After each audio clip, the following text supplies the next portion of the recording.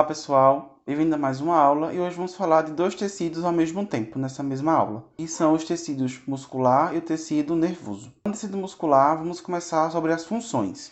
Uma das principais funções do tecido muscular é a movimentação, seguida por estabilização de posições corporais, logo em seguida regula o volume de órgãos, também temos o fluxo de substâncias e a manutenção da temperatura corporal são algumas funções atribuídas a esse tecido.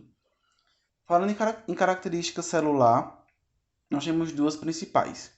A primeira é que as células têm no seu citoesqueleto uma quantidade abundante de miofibras e, por consequência dessas miofibras, a característica principal dela é trazer a contração.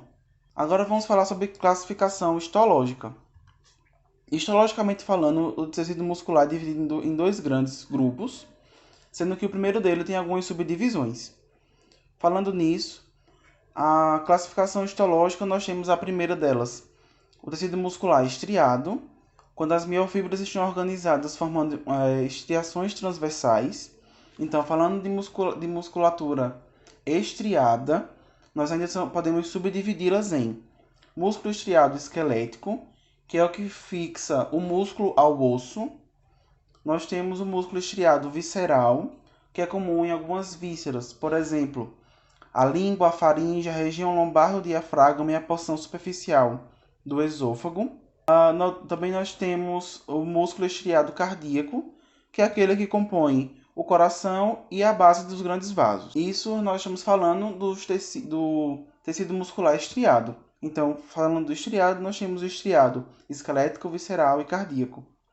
E falando do liso, as miofibras não apresentam um padrão organizado. Apresenta na microscopia como algo liso, uma superfície. É que nós vamos encontrar ele nas vísceras, que fazem movimentos involuntários, exemplo, intestino delgado, intestino grosso, no sistema vascular e nos músculos intrínsecos do olho e no músculo eretor de pelos. Tendo em vista essa classificação histológica, fica mais didático explicar da seguinte forma. No tecido muscular, nós temos três tipos, que é o tecido muscular esquelético, o cardíaco e o liso. Nós vamos falar dos dois primeiros, o estriado esquelético e o cardíaco, porque o padrão celular tem uma certa semelhança e também fica mais fácil de explicar, porque quando eu entendo uma contração do músculo, eu entendo também como o coração se contrai. Já o liso é um pouco mais fácil, e vamos deixar ele mais um pouquinho para o final. Estrutura do músculo estriado esquelético. As células musculares são chamadas de miócito. Esse tipo de musculatura está presente na maior parte do tecido do organismo. Então, é o seguinte. A célula é uma fibra muscular e ele tem um formato poligonal e multinuclear. Então, o miócito, ele tem uma forma de poligonal, ou seja, são várias formas que ele pode adquirir, e ele tem vários núcleos. E esses núcleos eles estão posicionados abaixo da membrana plasmática. E ele também apresenta um padrão de organização. Então, é o seguinte, os miócitos, que são as células, quando agrupadas em feixes por uma camada de tecido conjuntivo, ele forma o epimísio. Quando o grupo menor de miócito, são os fascículos, estão envolvidos pelo perimísio, então é algo mais dentro da organização, e cada perimísio é envolvido pelo endomísio. Um corte ou uma peça de músculo, nós poderíamos perceber que o grande feixe ele está envolvido pelo epimísio, que é a parte mais distal, mais que cobre todo o músculo.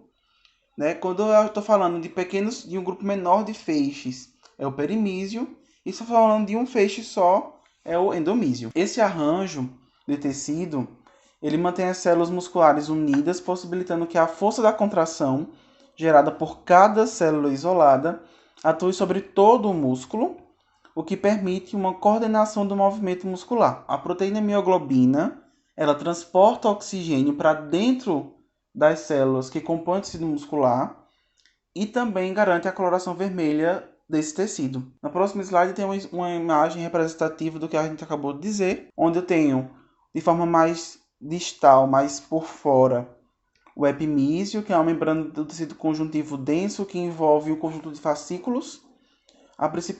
Aí eu tenho vários vasos, Logo em seguida eu tenho o perimísio, que é uma estrutura um pouco menor.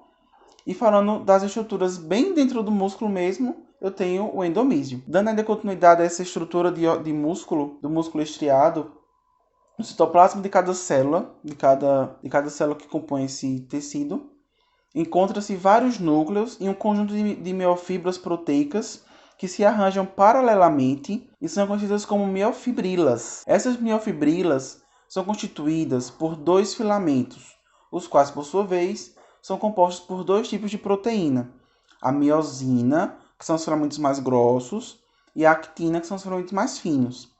E é justamente o padrão de actina-miosina que faz a contração muscular acontecer.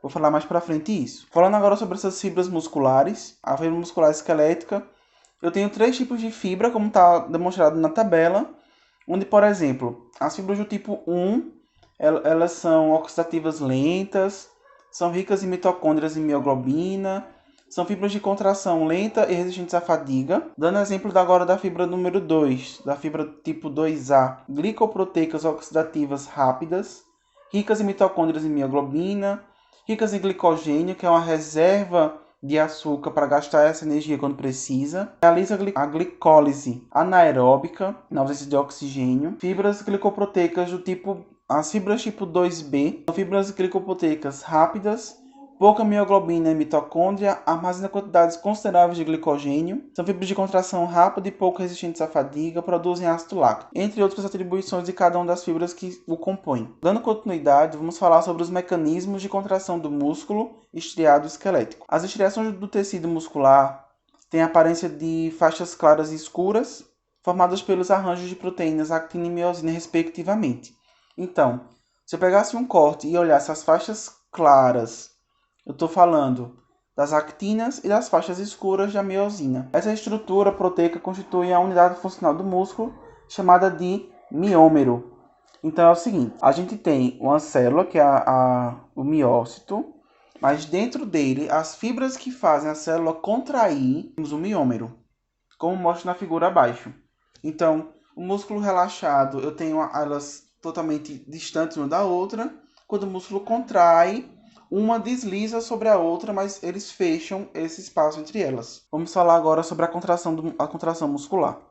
Nesse slide, a gente tem uma figura e tem um passo a passo do que acontece. Vamos falar primeiro do passo a passo para só então entender bem direitinho como essa figura se comporta. O primeiro passo é o impulso nervoso, que a gente pode entender como um estímulo. A vontade de levantar, por exemplo, ou então qualquer movimento que você queira fazer, ou até quando você, por exemplo, vai pegar em alguma coisa e está quente demais ou frio demais, você tira a mão rapidamente. Existe uma contração muscular aí. Então, esse impulso nervoso, que também pode ser entendido como um estímulo, ele vai ativar o músculo. E aí entra um mineral muito importante, que é o cálcio. Porque o cálcio vai estar presente lá no retículo endoplasmático dessa célula que compõe o músculo. Então, ele sai do retículo endoplasmático, ele vai parar no citoplasma, e aí, com o cálcio dentro do citoplasma dessa célula, ele ativa a cabeça da miosina, e aí se libera o ATP, se gasta uma energia para que haja uma ligação de uma coisa na outra. Então, quando o ATP é gasto, quando o cálcio é liberado, que desperta e ativa o ATP na cabeça da actina, então ela cola na miosina e puxa, trazendo uma espécie Então, o miômero é contraído, ele fica mais perto um do outro. Porque a actina desliza sobre a miosina através do cálcio e mais gasto de ATP. É assim que funciona a contração muscular. Porém, vale a pena fazer uma observação. Se o cálcio é só liberado e o ATP é gasto, então a gente já entendeu agora que quando isso acontece, eu libero o cálcio e tem o ATP, ele junta a miosina com a actina e ele desliza e contrai. E você deve estar se perguntando, certo, professor, mas e aí? Como é que o músculo relaxa novamente? Porque esse cálcio ele é reabsorvido. Ele sai do citoplasma e volta para o retículo endoplasmático. E aí essa função de estar junta e passando uma sobre a outra é cessada e o músculo volta a relaxar. Como o músculo estriado se contrai A mesma repercussão acontece para o músculo cardíaco. E falando em músculo cardíaco, vamos dar agora destaque e foco para esse tipo muscular. E qual é a grande diferença entre o tecido muscular cardíaco e o tecido muscular esquelético? É que o rearranjo ou o arranjo que essas células têm é um pouco diferenciada. Então, são células musculares cardíacas também apresentam estriações transversais. Então, isso é a semelhança entre os dois, as estrias. Porém, no tecido cardíaco, nós temos os discos intercalares. O que é que eles fazem? O disco intercalar ele traz uma fixação intracelular no tecido muscular cardíaco que permite que uma célula tenha contato com duas ou mais células ao mesmo tempo.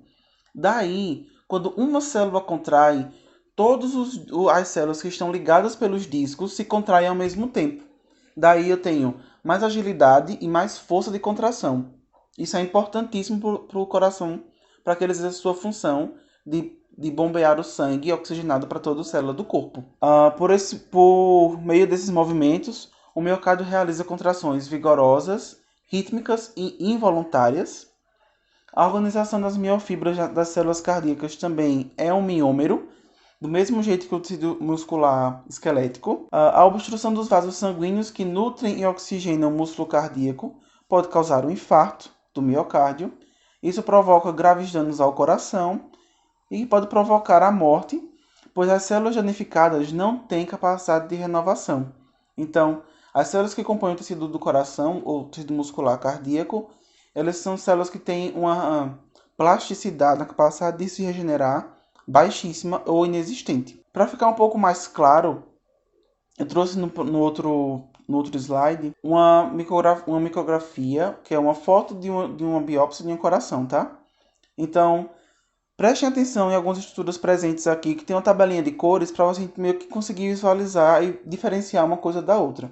Os discos intercalares, que é essa que liga as fibras musculares entre elas, estão em azul. A fibra muscular propriamente dita está em laranja e os núcleos estão em verde. Então percebam como é. Existem nos discos intercalares, os feixes estão ligados e são mais de um feixe de músculo ligados ao mesmo tempo. Então daí a gente tem as contrações vigorosas, rítmicas e involuntárias. Falando agora sobre o batimento cardíaco, é importante a gente entender ele. Então, existe uma região no coração, né, de células musculares cardíacas que são modificadas. Então, eu tenho o coração todo, ele tem o mesmo padrão muscular, mas em uma estrutura, em um pedaço dele, uma parte dele, ele tem uma estrutura diferenciada. Então, essas células é onde existe o start da condução cardíaca e é organizada em nós e fibras. Essas fibras são nós, são pontos específicos que nós vamos chamar essas fibras que compõem esses nós, que são o starter elétrico do coração. Nós vamos chamar essas fibras de Purkinje. Não sei se assim se pronuncia, porque é um nome de fora. Então, ele gera e transmite estímulo contrátil. Então, eu tenho uma foto de uma histologia, então é assim que ele se comporta. E no coração, que vocês vão aprender isso melhor em anatomia, provavelmente, vocês vão entender como é que esses nós se comportam, porque cada nó que tem essa condução elétrica, ela está responsável pela contração de partes específicas. Então, eu tenho um nó que controla a contração do ventrículo direito, o outro do esquerdo, e assim das partes que compõem o miocárdio. Finalizando agora o tecido estriado, o esquelético e o cardíaco, vamos agora falar sobre o não estriado, ou, como mais fácil, chamado de liso. O tecido muscular liso, ele tem células fusiformes com apenas um núcleo localizado no centro, ao contrário do estriado esquelético e cardíaco, que tem vários núcleos. Esse tipo de tecido não apresenta estriações, daí ao aspecto de liso. As células desse tecido se distribuem em formas de feixe, organização essencial para o processo de contração, que é um pouco mais lenta, diferente. Sua contração ocorre lentamente e independente da vontade do indivíduo, ou seja, não ocorre sob comando voluntário. Por isso, a gente vai chamar ele como involuntário, e o sistema nervoso que corresponde e coordena essa contração é o sistema nervoso autônomo. As contrações dos músculos não estriados ou lisos ocorrem por meio de movimentações de filamentos proteicos delgados, actina e a miosina, que não se dispõem em miômeros.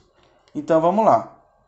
Se você não entendeu essa parte, você pausa o vídeo e vai voltar lá para aquela parte que eu expliquei como existe a contração muscular. Então, o miômero é aquele que tem a actina e a miosina e que um desliza sobre o outro, encurtando o espaço entre eles, formando uma contração. Ok. Se você entendeu essa parte, então agora se você já tem entendido, você continua. Se não, você vai parar e vai voltar. Se você agora conseguiu entender esse exemplo mais resumidinho do que eu expliquei anteriormente, então é o seguinte: no tecido muscular liso, eu tenho actina e tenho a miosina, mas eles não compõem miômero, que é justamente essa contração que a gente tem. Então, essa é a principal diferença. Na musculatura lisa, os filamentos finos de actina formam um aparelho contrátil, enquanto os filamentos grossos de miosina estão dispersos por todo o sarcoplasma da célula.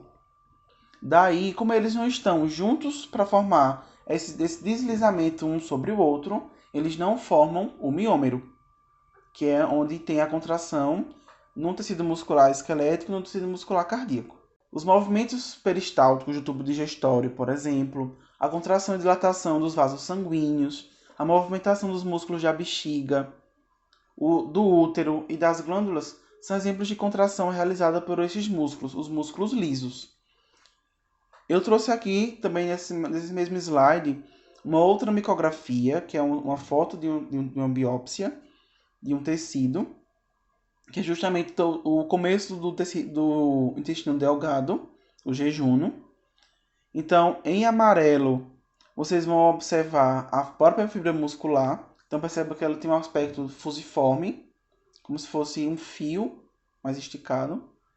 E bem no centro dela eu tenho um núcleo, que é bem diferente se você voltar e comparar com as células cardíacas ou a célula do músculo esquelético, que tem vários núcleos ao mesmo tempo. Tecido nervoso. Falar de função. A principal função dele é detectar, transmitir, analisar, utilizar informações geradas por estímulos sensoriais, organizar e coordenar as funções motoras, viscerais, endócrinas e psíquicas. Em outras palavras, é manter a máquina, que é o corpo humano, em perfeito funcionamento. É composto principalmente por neurônios e células da glia, chamadas de gliócitos, que têm algumas funções. Eu não tenho somente uma célula da glia, eu tenho algumas células que compõem as células da glia. As funções delas, eu tenho células que vão nutrir, outras que vão defender e outras que vão dar sustentação ao sistema nervoso, ao tecido nervoso. Vamos agora dar destaque a cada célula que compõe esse tecido no geral. Neurônios. Então, são células excitáveis, elas são células que vão entender a excitação que está acontecendo. Falando de tecido nervoso, elas constituem a unidade funcional básica desse sistema. Eu tenho algumas regiões. Então, eu tenho os dendritos, que são prolongamentos curtos, ramificados e numerosos. Eles captam os estímulos do ambiente, de células da pele ou de outros neurônios e os conduzem ao corpo celular. Apresentam uma extensa superfície para a transmissão nervosa, corpo celular ou pericárdio. Tem forma geralmente estrelada, núcleo grande e arredondado, as mitocôndrias são numerosas e o retículo endoplasmático granuloso é bem desenvolvido. Axônio. Maior prolongamento do neurônio, apresentando aspecto cilíndrico com ramificações em sua extremidade. Transmite informações nervosas a outras células. É mais longo do que os dendritos de um mesmo neurônio. E na parte final do axônio, nós temos os terminais axonais, que são pequenas dilatações. E nessas dilatações existem as vesículas, que vão estar cheias de neurotransmissores, que são mediadores químicos e vão conduzir o impulso nervoso. Então, trazendo só um exemplo gráfico, aqui no próximo slide eu tenho uma foto, de uma representação de como é um neurônio. Então, eu tenho os dendritos, Percebam que eles são uma ramificação, então ele tem uma ideia de comunicação. Eu tenho o corpo celular, que está realmente de forma estrelada. Percebam que nessa micrografia, nessa representação aí, eu tenho o núcleo bonitinho, em vermelho, e tenho essa parte mais densa ao redor, que seria o retículo endoplasmático granuloso. Eu tenho aí o axônio, que ele vai descer, que é essa estrutura que está toda como se fosse isolada por pequenos pedaços. E no final eu tenho os terminais axionais, que tem as dilatações que vão ter os neurotransmissores. Falando um pouquinho sobre axônio, eu tenho o extrato mielínico, ou como era muito conhecido, a baía de mielina, que é um envoltório de lipídios formado pelos oligodendrócitos, que são células que compõem a microglia, ou também chamadas de células de Schwann. Eles funcionam como isolante elétrico, aumentando a velocidade da propagação do impulso nervoso. Mais para frente eu vou explicar como funciona o impulso nervoso e como esses oligodendrócitos, ou células de Schwann, ou baía de mielina, ele funciona na aceleração do impulso. Falando agora de gliócitos, ou neuroglia, ou células da glia, eles são mais numerosos e são menores do que os neurônios em relação a tamanho. São localizados apenas no encéfalo e na medula espinhal. Então, os nervos que conduzem, que tem a parte tátil e sensível, não vão ter as células da glia, só no encéfalo e na medula espinhal. E nós temos as funções de acordo com cada célula que compõe essa glia, ou a microglia, ou a neuroglia, que vai partir da seguinte. Os oligodendrócitos são células responsáveis pela produção da mielina, a bainha de mielina, que é aquela que vai dar o impulso nervoso, acelerar o impulso nervoso. Nós temos os astrócitos, que vão ter por principal função a nutrição dos neurônios. Eles suportam e protegem os neurônios, evita a passagem de diversas substâncias tóxicas do sangue ao encéfalo. E a microglia, que são células derivadas dos macrófagos, que realizam atividade de defesa, fagocitando e eliminando os detritos e restos celulares. Então são essas as células que compõem a neuroglia, que são células que não trazem suporte. No tocante ao tecido nervoso, a gente tem algumas divisões que são importantes a serem elencadas aqui. Elas vão ter algumas... Vocês vão revisar isso lá em anatomia, mas eu já vou dar um start aqui para vocês já irem entendendo mais ou menos como funciona. É o seguinte. Se eu for trazer de forma anatômica, eu divido o sistema nervoso em dois. O sistema nervoso central e o periférico. O que é que compõe e como se comporta o sistema nervoso central? A primeira coisa que eu tenho que atribuir a ele é a função, que ele é o centro de processamento e integração dos estímulos. É composto por neurônios e célula da glia, sistema nervoso central. Já o periférico é responsável por captar o estímulo e transmitir a resposta. Quem é que compõe ele?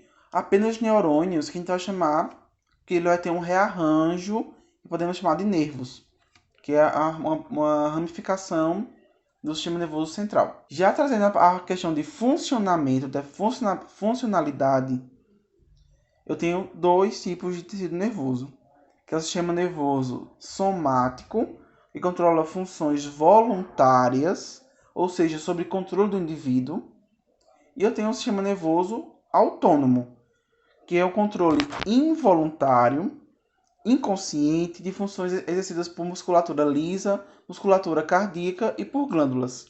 Então eu tenho essas divisões e que são importantes para entender como funciona o tecido nervoso, o sistema nervoso. Dando continuidade, vamos falar sobre o impulso nervoso. Então, primeira coisa que nós temos que entender. O impulso nervoso ele funciona por alguns critérios. A primeira coisa é o potencial de repouso, que nada mais é do que quando em repouso não existe movimentação dos íons nem sólido nem potássio. Tenta imaginar o seguinte. Quando eu tenho o potencial de repouso, eu tenho uma pilha fora da caixa, ou fora do sistema. Ela tem o potencial de causar uma rede elétrica, mas ele está fora desse circuito, então ele ainda não tem essa funcionalidade. Então, quando a membrana do neurônio está no potencial de repouso, os íons sódio estão do lado externo dessa membrana, e o potássio está dentro da membrana do neurônio, trazendo um potencial de repouso. Quando existe um estímulo, aí nós vamos seguir o passo a passo dessa tabela para entender como funciona o impulso nervoso. Então, quando existe um estímulo, existe uma abertura dos canais de cálcio. Então, os íons cálcio que estão do lado externo começam a entrar dentro da célula. Então, eu tenho uma inversão de polaridade. Quanto maior essa inversão de polaridade, ou seja, quanto mais sódio dentro da célula, eu estou aumentando essa inversão de polaridade. Então, eu vou abrir mais canais de cálcio até chegar em potencial de ação. Então, essa membrana vai tomar um tipo de ação. Nisso aí, eu já começo, dou um start no impulso nervoso. O que é que acontece? Nesse momento, o interior da célula, nessa região dos canais de cálcio aberto, torna-se positivo e o exterior negativo. Então, aí, eu mudo o potencial elétrico. Então, eu mudo para... Lá no comecinho, eu falei que estava menos 70. Agora vai para mais 40. Então, quando isso acontece, essa mudança acontece, os canais de sódio eles são fechados. Por consequência, os íons cálcio, os íons potássio que estavam fora lá, eles vão se abrir, os canais de potássio. Então, a célula vai tentar se repolarizar para voltar para a origem. Então, nessa tentativa de repolarização, os canais potássio se fecham. Então é o seguinte, os íons necessitam retornar ao seu estado original de repouso para restabelecer a diferença de potencial que existe inicialmente. Nesse meio tempo, o sódio que estava no interior do neurônio, ele é forçado para fora, para o meio exterior, e o potássio que estava no meio fora, ele é puxado para o interior da célula. Nesse momento, percebam que eu usei a palavra forçado, porque está se tentando se restabelecer o padrão inicial do impulso nervoso, lá no comecinho, onde existia sódio fora, potássio dentro. Mas aí houve o estímulo e houve uma inversão de polaridade. O sódio que estava fora veio para dentro da célula e o potássio que estava dentro acabou sendo expulso.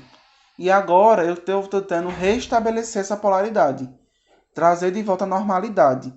Então aí eu tenho uma parte mais forçada. E isso a gente chama de bomba de sódio e potássio. É isso que causa o impulso nervoso. Porque é o seguinte, a alteração na permeabilidade da membrana, essa mudança de sódio e potássio, traz uma inversão de polaridade e repolarização. Então é o seguinte, o sódio estava fora, é colocado para dentro, o potássio que estava dentro é colocado para fora. Mas isso não é o padrão, não é o que se espera. Então eu tenho que botar todo mundo de volta para o lugar de origem. Então, essa inversão e repolarização gera o impulso nervoso. De forma mais gráfica e mais lúdica, essa é a figura, a próxima slide traz essa figura. Graficamente falando, eu tenho aqui na parte superior, né, como é o esperado, ou seja, trazendo um pedacinho do neurônio, o potássio todo dentro e o sódio todo fora. E aí, quando existe o estímulo, eu boto o que estava dentro, que é o potássio, para fora, e o sódio que estava fora, boto para dentro. Mas esse não é o esperado. Então, vai sempre existir uma troca desse meio interno e externo entre sódio e potássio, gerando uma bomba e, por consequência, impulso nervoso. Aí, uma coisa bem importante para ser dita. Se existe um impulso nervoso, nós temos que também entender e classificar os tipos de neurônio, tá? Eu tenho neurônios amielínicos e neurônios mielínicos. O nome já dá uma dica do que acontece, mas eu vou deixar bem explicadinho. O neurônio amielínico, ele é um neurônio não mielinizado, é um neurônio que não tem baía de mielina. O neurônio mielínico, ele é um neurônio mielinizado, então ele tem baía de mielina. Dando destaque aos neurônios mielínicos, que é o que tem a baía de mielina. Então, eu posso chamar também isso de nó neurofibroso ou nódulo de Ranvier. Então, é o seguinte. O extrato mielínico, que eu posso chamar de isolante térmico, que é onde tem a baía de mielina, é um isolante térmico. E exatamente como o fio, que se ele é um isolante, ele não permite que o impulso elétrico passe.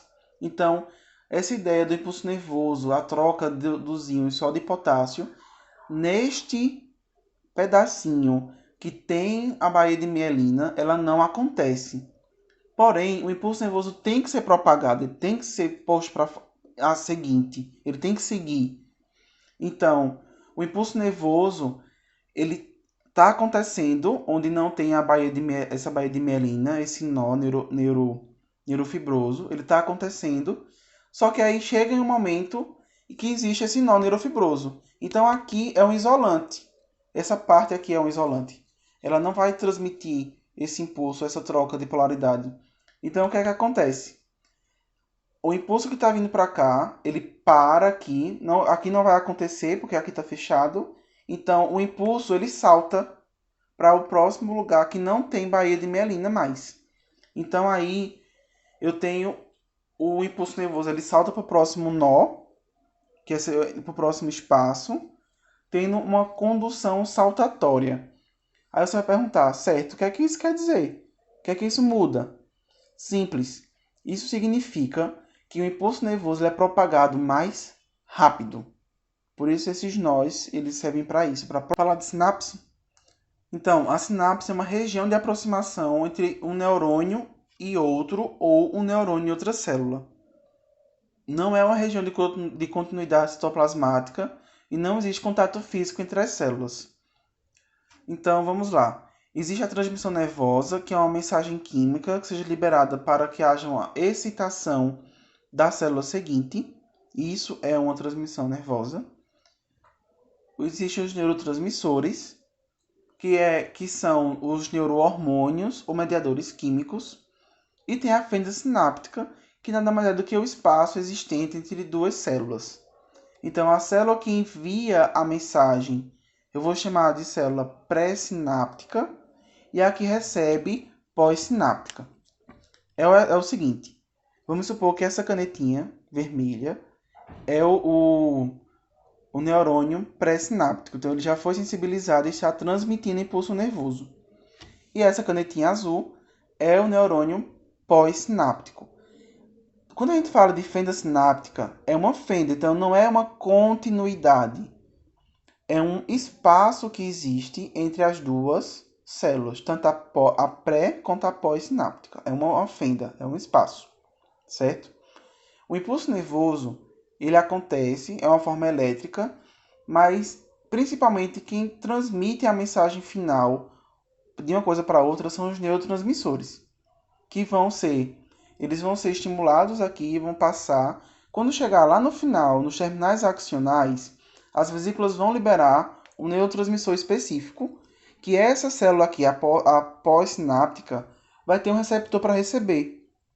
Então é isso que acontece. Tem um espaço entre uma e outra e eu tenho essa transmissão desse jeito. Vamos falar de funcionamento, tá? Na região final ou terminal do axônio, tem uma ramificaçãozinha que vai ter as numerosas vesículas.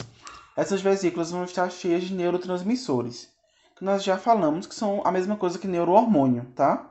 Então, você vai estar se perguntando agora, certo, professor, mas quais são os neurotransmissores que existem, por que eles são importantes, como é que eu posso experienciar, como é que eu vou nominar eles?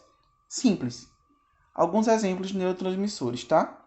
Adrenalina, acetilcolina, noradrenalina, dopamina, serotonina, endorfina, encefalina, glutamato, entre outras, são exemplos de neurotransmissores. Tenho que saber todos eles agora? Não, não precisa. Só quero que você entenda o seguinte, que quando o impulso nervoso chega aí nessa parte final, no terminal axonal, as vesículas se fundem com a membrana pré-sináptica e o neurotransmissor é liberado na fenda. A membrana pós-sináptica vai ter um receptor.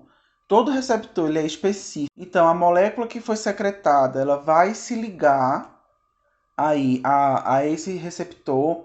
E aí é que dá a grande sacada de como o impulso nervoso é propagado. Porque é o seguinte, o impulso estava vindo de um neurônio pré-sináptico Então ele chegou no final do seu neurônio, lá no terminal axional, ele estimulou as vesículas com neurotransmissores. Chegaram lá e espalharam o seu neurotransmissor na fenda, e esse neurotransmissor ele se ligou no receptor do neurônio seguinte.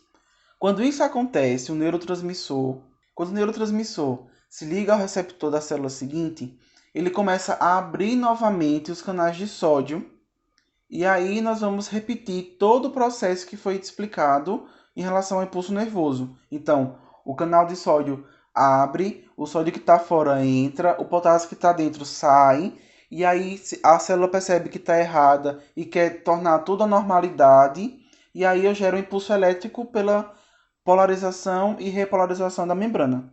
E aí é que o impulso nervoso se propaga. Então, esse neurônio pré-sináptico já tinha recebido esse estímulo, passa por todo ele, chega lá no terminal axional, vai se ligar no outro neurônio, ele libera neurotransmissor, o neurotransmissor se liga no receptor, esse receptor é estimulado e abre o canal de sódio novamente, repetindo todo o processo de impulso nervoso. Então, na fenda sináptica, existem enzimas que também são específicas para cada neurotransmissor liberado. Logo, esses componentes eles são resultantes da quebra de neurotransmissores que são reabsorvidos e reutilizados. Então, por exemplo, o neurotransmissor liberado foi a dopamina. Então, a dopamina entrou na fenda sináptica, estimulou o receptor seguinte, transmitiu o impulso nervoso, né, novamente, mas aí ela não vai ficar livre para sempre. Ela tem que sair dali. Porque, vamos lá, um exemplo da função da dopamina é a sensação de bem-estar, então, tipo de alegria, certo? Mas se você tem dopamina demais, isso também não é legal. Tem que ter um controle. Então aí existem enzimas que vão recaptar e botar tudo de novo dentro lá do terminal axional, que vai formar uma nova vesícula para ela ser guardada. Para quando for preciso, estimulado novamente, ele estimula, libera, e aí ele volta de novo. Nada se perde na fenda sináptica. Nenhum neurotransmissor é perdido. No próximo slide eu tenho uma figura representando. E aí eu quero que vocês prestem atenção no seguinte.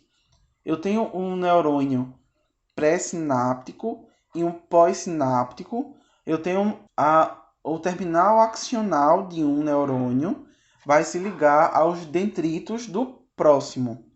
Certo? Eu não tenho axônio com axônio, eu não tenho terminal axional com terminal axional. Eu tenho sempre um terminal axional ligado com o dendrito, porque esse estímulo vai passar para o corpo celular, o núcleo vai processar a informação e vai dar continuidade. Para finalizar a aula, eu tenho as sinapses mais comuns, que eu quero que vocês também aprendam sobre elas, tá? Então, eu tenho as sinapses neuronal, que é a grande maioria, que é um neurotransmissor liberado do neurônio seguinte, gerando um novo impulso nervoso nas células, como a gente falou anteriormente.